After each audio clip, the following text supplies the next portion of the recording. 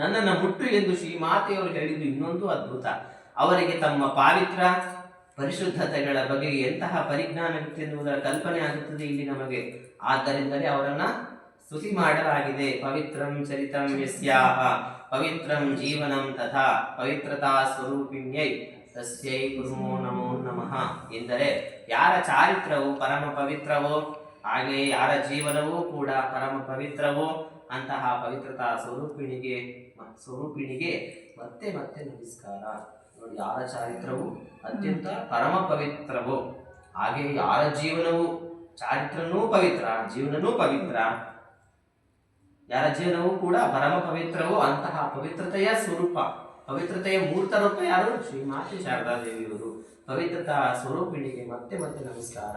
ತಸ್ಯೈ ಕುರ್ಮೋ ನಮೋ ನಮಃ ಅಂತ ನಾವು ಹೇಳುವಂಥ ಮಾತನ್ನ ಗಮನಿಸ್ತೀವಿ. ನೋಡಿ, ಶ್ರೀಮಾತೆ ಅವರು ಮುಟ್ಟಿದ್ರೆ ಸಾಕು, ಶ್ರೀಮಾತೆ ಸನ್ನಿಧಿ ಬಂದ್ಬಿಟ್ರೆ ಸಾಕು ಅಲ್ವಾ. ನಮ್ಮ ಹತ್ರ ಯಾರು ಫೋಟೋ ಇದ್ರೆ ಅಲ್ಲೇ ಮುಟ್ಟಿದೆ, ಅಲ್ಲಿ ನಮ್ಮೆಲ್ಲ ಮಡಿ ಗೀಳು ಎಲ್ಲ ಬೀಳಲು ಹೋಗುತ್ತೆ. ಹಾಗಾಗಿ ಶ್ರೀಮಾತೆಯವರು ಪವಿತ್ರತೆಯ ಮೂರ್ತ ರೂಪ ಅಂತ ಹೇಳ್ತಾ ಇಲ್ಲಿಗೆ ಶ್ರೀ ಶಾರದಾದೇವಿ ಜೀವನಂಗ ಗ್ರಂಥ ಪಾರಾಯಣ ಮುಗಿಸೋಣ.